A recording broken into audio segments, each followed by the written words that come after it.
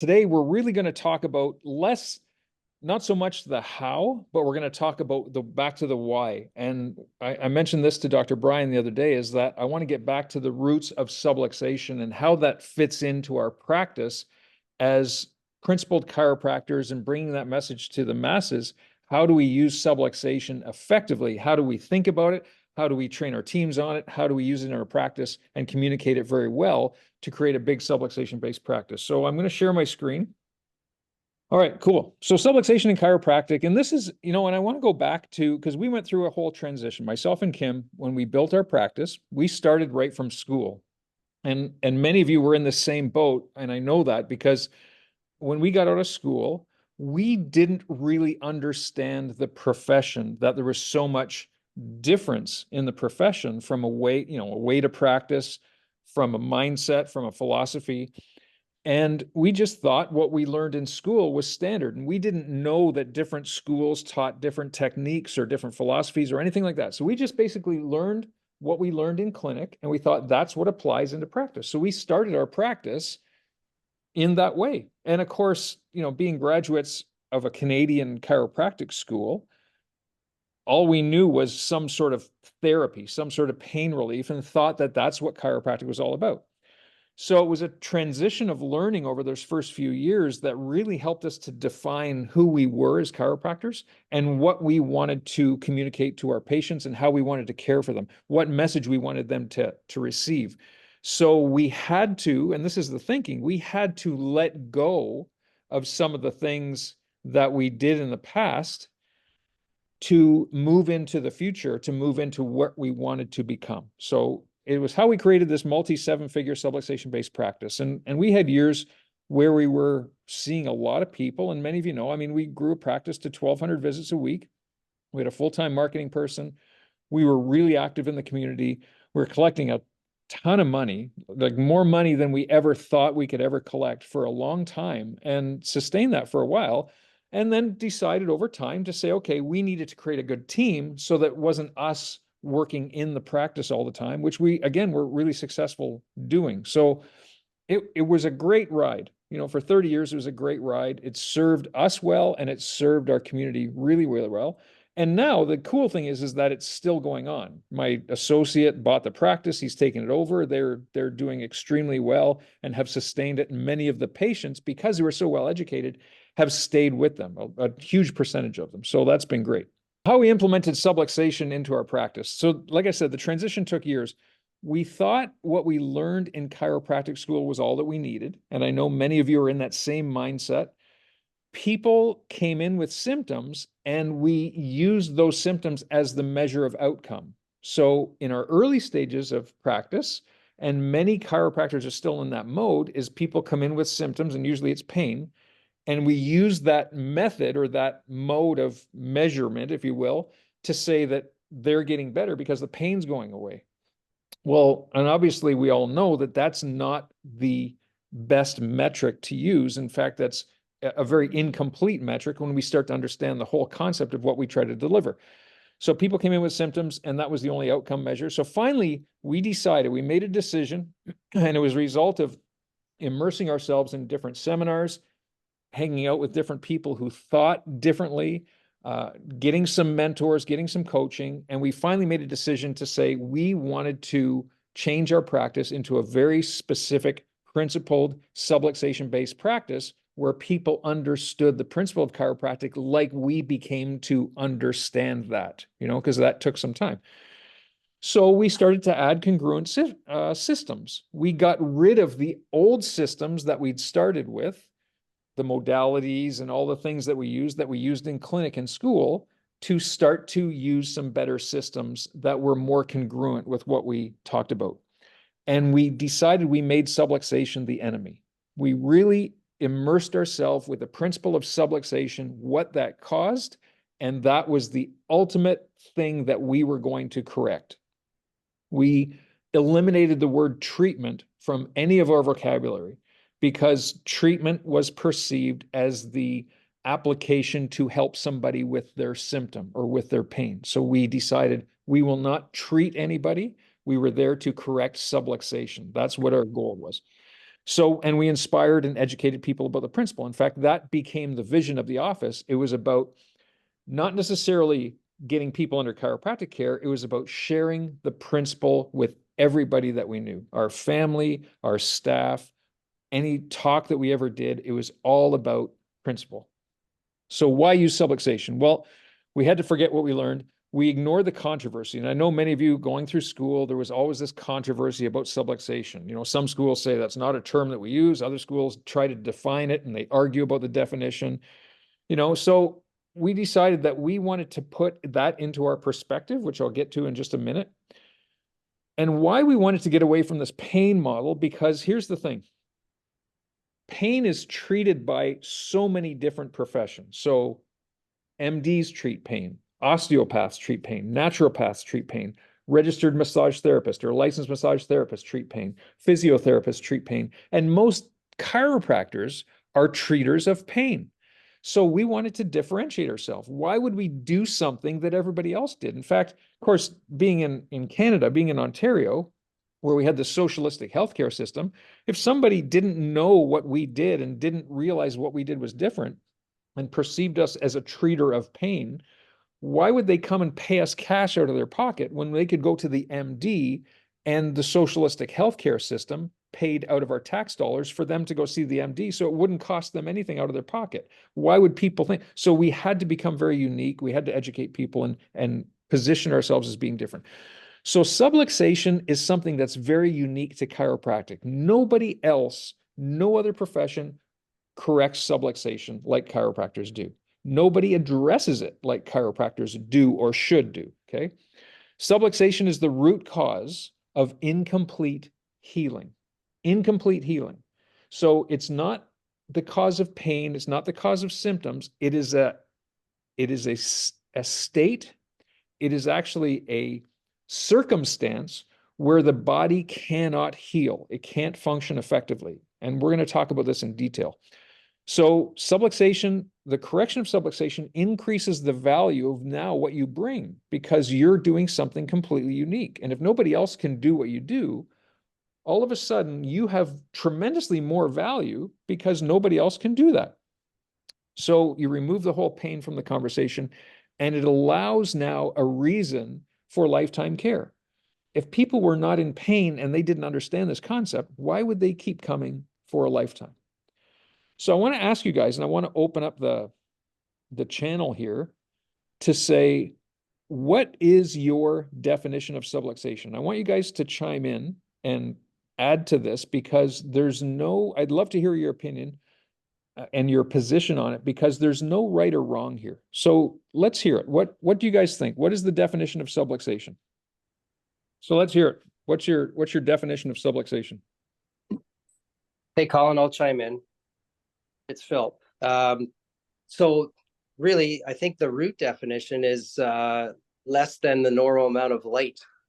And so I think when, Didi made up the term, I think he made it up with like a pastor or somebody like that. And that was the definition. It was less than the normal amount of light when you think of light as an energy. So it's less than the body's ability to send the energy from your brain to all your cells and your cells back up to your brain to control all health and healing.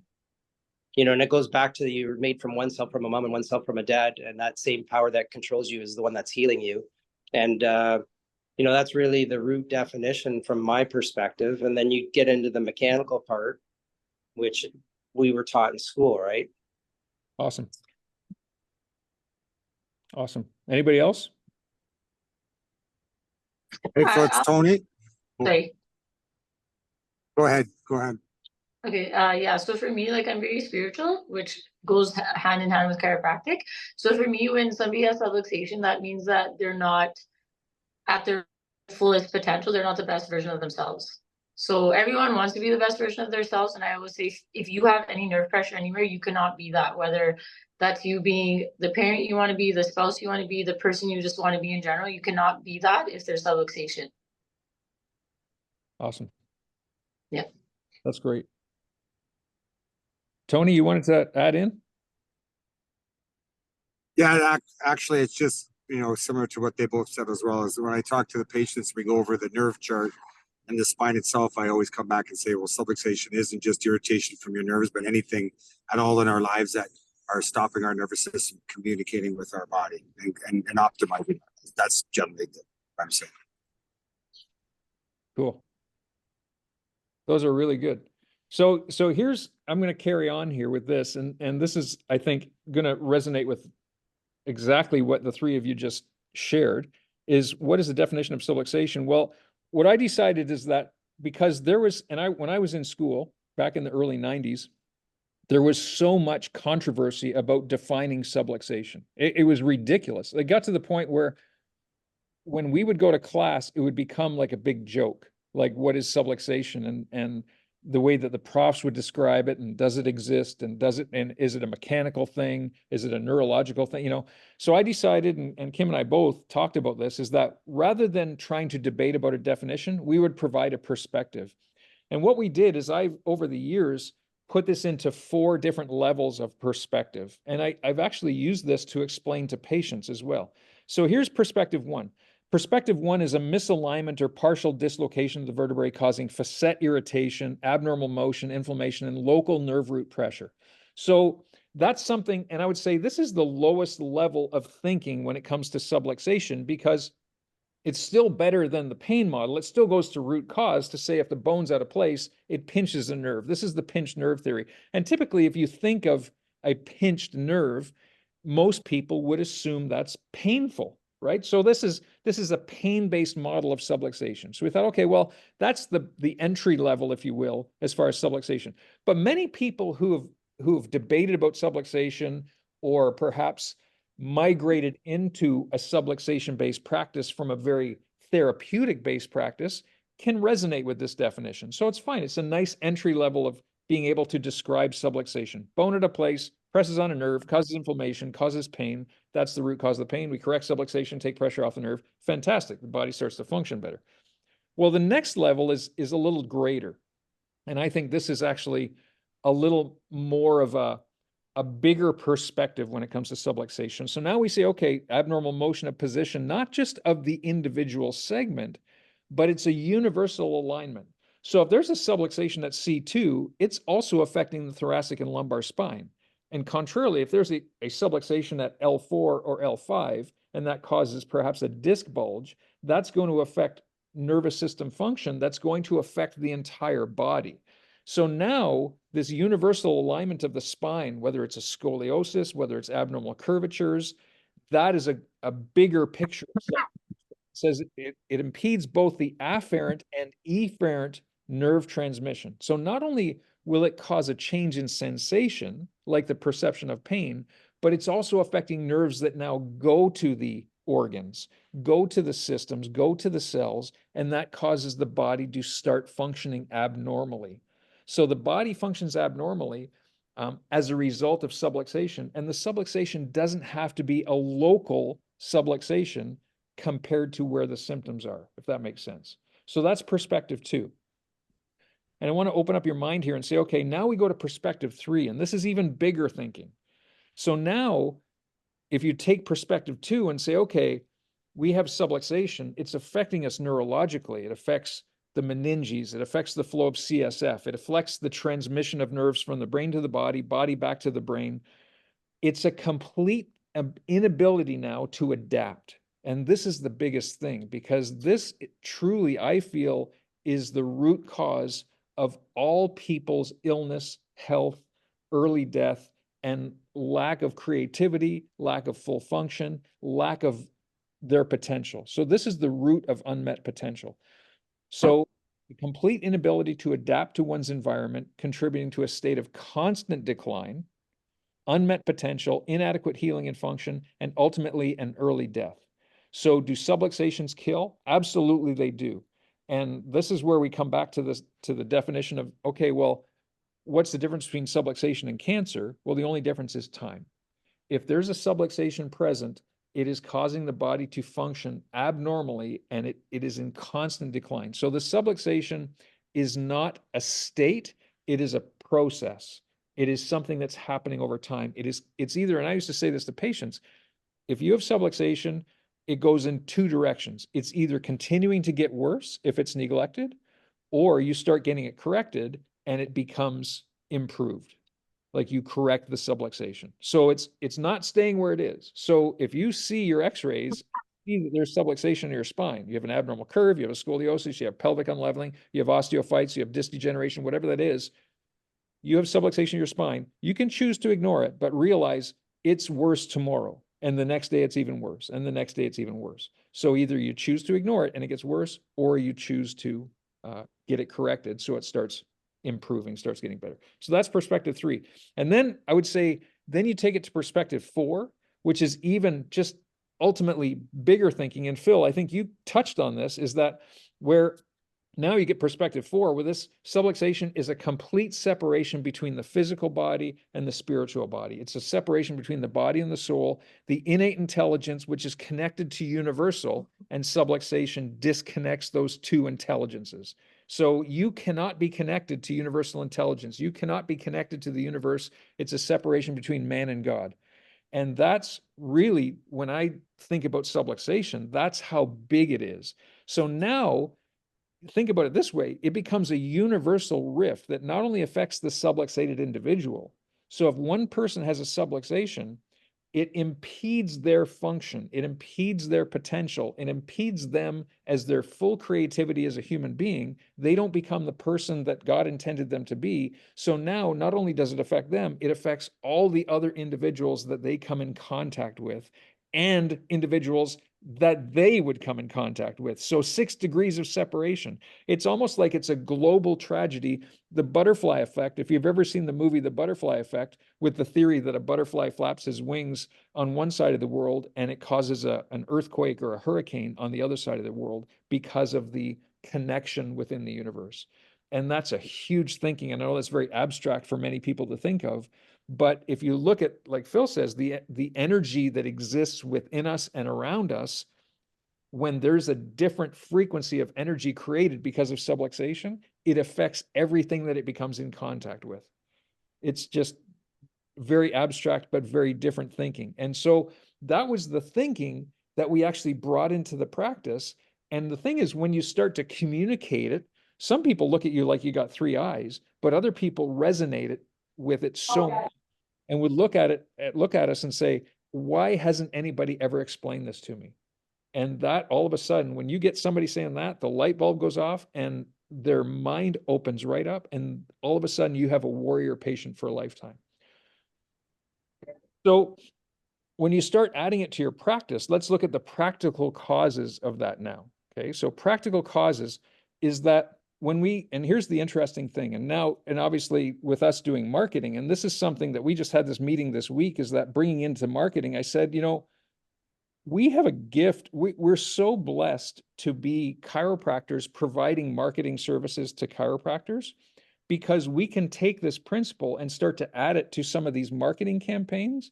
So we're in process right now of creating marketing campaigns that are going to get people to think differently and introduce them to subluxation. So it's looking for root cause as opposed to treatment of pain. So we're bringing that into some of our marketing systems. So many of you that are marketing with us, or we're grateful to be doing your marketing, we're going to be sharing some of these ideas with you and different creatives and different campaigns and so on. I'm going to ask you guys, and this is awesome to hear you guys' definition, and I'm going to ask you, are you being congruent? Because can your staff actually state that same definition that you just stated to the rest of the group here? Or is that something that you keep to yourself? And I would say full congruency would say, if that's truly what you own and what you believe about what subluxation is, do your kids know that? Do your staff know that? And do your patients know that? And if they don't, that creates an incongruency. It's like me having the palm trees behind me in the wind, but I got my flannel shirt on, you know? So it's an incongruency. Something doesn't match up here. So, you know, Phil, you use that dimmer switch analogy and the lux meaning light, and that's a perfect definition. And we used to say that to patients all the time, is that when you have a subluxation, it's like the dimmer switch is turned up.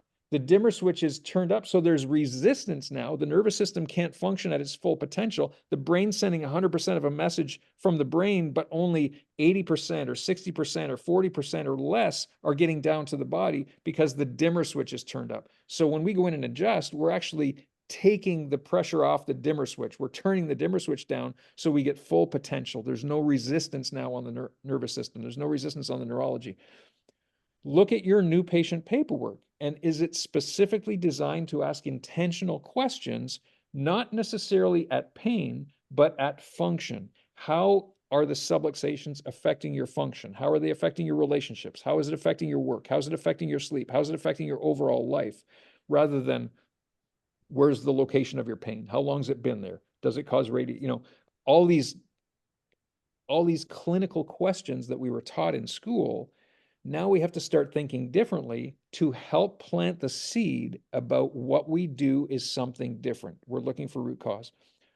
On the office tour, we trained on this nonstop in the fact that this was their first introduction to subluxation.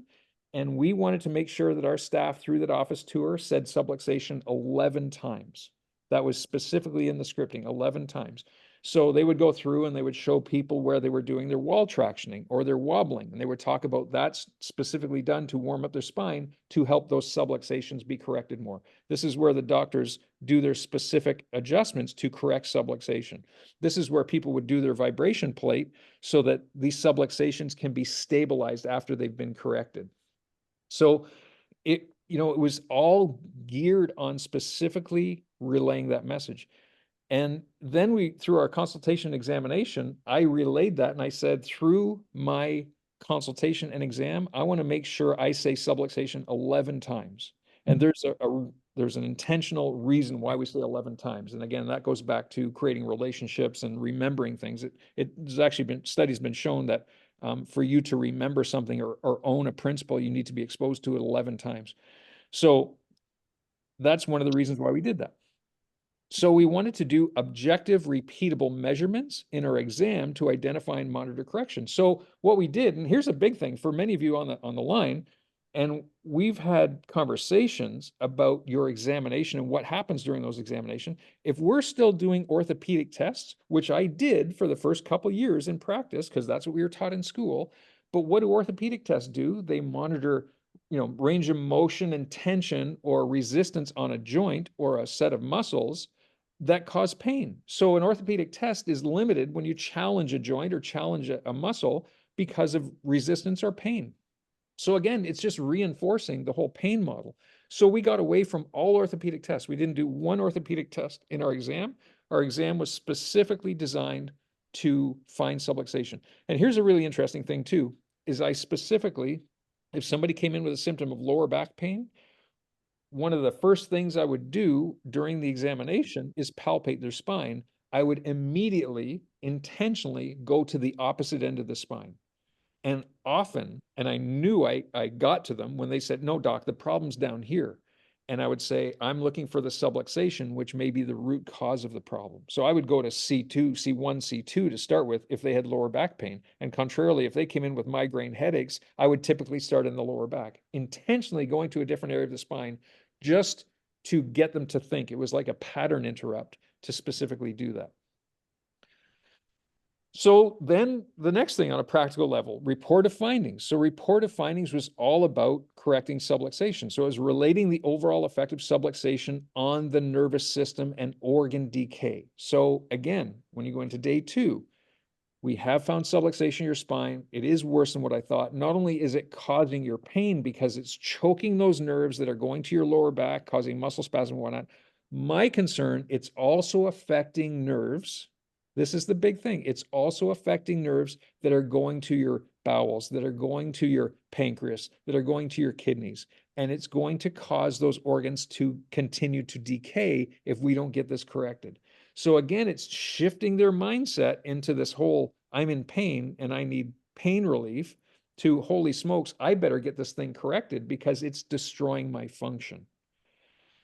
So, and remember, it's always, subluxation is a process, not a destination. And that's one thing I want to make sure the patients understood, is that this thing is there. It's been there for a while. It didn't just happen. And if it doesn't get corrected, it gets worse. The big thing that we talk about with home care, and this is one of the main reasons why we wanted to implement home care, because obviously you get better correction to show to the patients that, yes, their spine is improving. We're getting better curve in your cervical spine. We're starting to correct scoliosis. Couple things, it gets them engaged in their care, so they become an active part in the correction, so it's not all on the doctor. So if you're not doing home care with every patient, or at least the majority of your patients, I would encourage you to rethink that and at least get them doing something. Get them doing wobbling and rolls at home. Get them doing some, even if they're not doing wall tractioning or head weights or Cervigard, get them doing something to engage in their care, because it helps them to understand that this is not about pain. It's about restoring proper alignment so the nervous system can function better. Okay. I hope that makes sense. So we did every re-exam. So every re-exam, every single patient got a questionnaire, and the questionnaire was very intentional. We asked intentional questions, and it wasn't about how is their pain coming along. We asked them about why they came in the first place and what they remember from seeing their x-rays. And ultimately, I wanted them to remember that their curve was too straight, or they had a scoliosis or pelvic unleveling, or whatever it was that we were focused on to show the subluxation patterns in their x-ray. So it wasn't about pain or no pain. So the questionnaire was also asking them questions about why is it important for them to keep coming. And one of the regular questions I would ask during re-exam is, what would happen now to your spine if you decided to stop? I asked that every single re-exam. That was my number one question. I would fit that in there somewhere. I would make sure that I asked that to, even if they were a patient of 15 years. I never assumed that anybody was going to be a lifetime patient. I always went into it with the mentality, they're ready to quit. They need to be reminded. And here's the big thing, is that people don't need to continue to be taught. They need to continue to be reminded. So you may have told them this 100 times. Make sure you tell them the 101st time.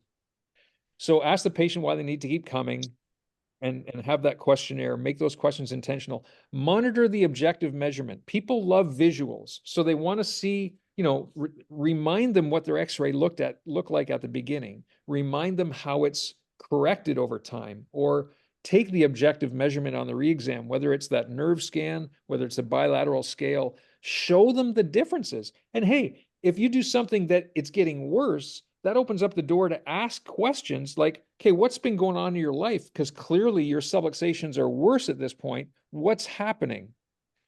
Thoughts, traumas, toxins, right? There's something that's got to go on to cause that. If there was none of those stresses, you would continue to be getting better. You would continue to be healing, because we've been correcting the subluxation. Obviously, you've been resubluxated.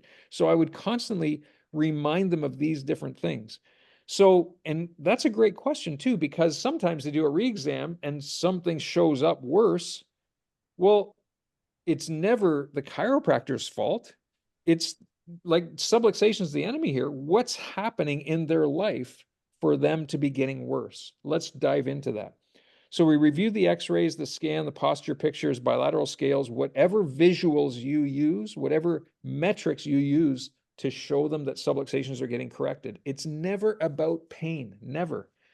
Ask for testimonials and use the exam findings to show those corrections, right? This is the time to ask for the testimonials. And this is one thing that we got really consistent with in doctors' reports, is that trying to relay the message by using stories. And it would be a story from where the person was when they came in, what types of problems and symptoms that they had, how it was affecting their life, and show them their x-rays, talk about their course of care, what objections did they have? Oh, this is going to cost too much, or it's going to take way too much time, and manage those objections through the story, and then show the correction because they finally gave in and decided to do it. They had to borrow the money. They had to take time off of work to come in to make sure they got their third or fourth appointment in that week. They had to get the support of their family. Yes, maybe the husband or the wife had to come in and see their x-rays, so they got support at home. These were all the objections that we would manage through the doctor's report or through that report of findings, because they're going through people's head. So if we could address them first, all of a sudden you squash them. And And so we would use their exam findings to show that this is what happened with the correction, and then their testimonial at the end of that story. So we manage the objections by using the full patient story from start to finish, including their exam findings. Always use the orthodontist analogy. People relate to that. Like, you get braces on your teeth. Everybody knows after you get the braces off, you have to wear a, and I would always say it like that. You have to wear a, and then somebody would say retainer. And two, three people say, oh, retainer. Exactly. If you didn't wear the retainer, what would happen to your teeth? Oh, they would get crooked again. Exactly. Well, so when your problem goes away, when we get the subluxation corrected, how long do you need to maintain your spine for to continue to have good health? How long do you need to have your spine checked? And ultimately somebody, and I'd sit there and pause, somebody would finally say, rest of your life. Exactly. Rest of your life. So and again, here's the objection. So when you hear the story, when you go to chiropractors and they just want you to keep coming back and keep coming back, who's heard that? And I raise my hand. Who's heard that? And ultimately 2 or 3 people, 5 people, whatever, would put their hands up. Well, of course. Well, wouldn't you like to get your subluxations corrected and know that your body's functioning well? And how long would you like to maintain that for? Beautiful. I mean, I get adjusted at least once a week, and I will for the rest of my life. So my kids get adjusted regularly, and they will for the rest of their life. So I would share that with people all the time, very passionately. And here's the thing is that when you own it so much, you get to the point where you don't care what people think. I don't care if they sign on. But I want them to know what I know. That's my service to them. If they can understand subluxation the way that I understand it, I've done them a service. And then they can choose to get care or not get care. That's totally up to them. And then what we did is we actually started changing the wording and the way that we relayed the message to. So we didn't have maintenance plans or wellness plans, because that really meant nothing. Everybody has maintenance or wellness plans. Subluxation prevention plan. So our maintenance plan turned into a subluxation prevention plan. So after your initial intensive plan, after your corrective care plan, you would start a subluxation prevention plan. And that would mean you would come in once a week for the rest of your life, or you would come in once every 2 weeks for the next year, and then we'll reevaluate, whatever that is.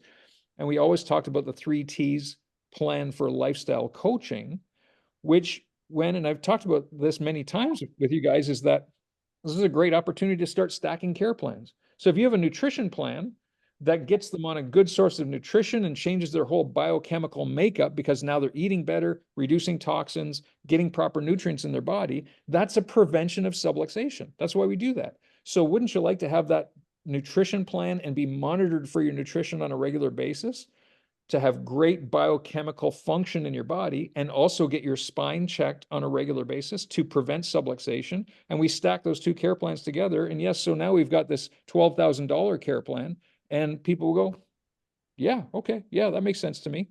And so we had people doing chiropractic and nutrition, but it was financially a great thing, but they know why they're coming in. They're coming in to get their subluxations corrected and prevent them from happening over the long term. So it's just changing your thinking, guys, and making your function in your office, your procedures, congruent with that thinking.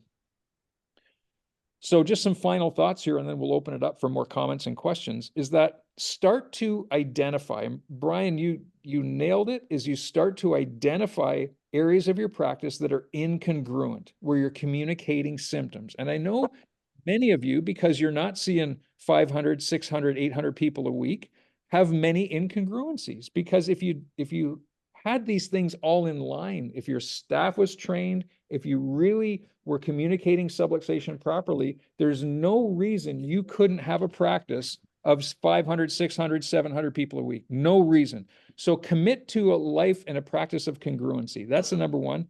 And be willing, here's the big thing, be willing to let go of procedures and people, okay? Procedures and people that don't serve your purpose. So whether that's team members, whether that's family members that don't support what you do, you can still love them, but it doesn't mean you have to hang out with them. Make sure that you're surrounding yourself with people who support your purpose. So identify that. And if you're doing procedures in your office, if you're still doing orthopedic tests on your exam, it's time to reevaluate. What are you trying to communicate? Give away, and here's my final thought, is give away the principle. Everybody deserves and has the right to hear the principle and own the principle. Everybody deserves the right to that, but it's a privilege to get chiropractic care. So charge for the correction. Give away the principle, charge for the correction. You deserve to be very well paid for what you do because you have something that literally transforms people's lives. Don't undercut yourself. You shouldn't undercut yourself. People deserve the right to hear it, but they are privileged to be able to pay for it.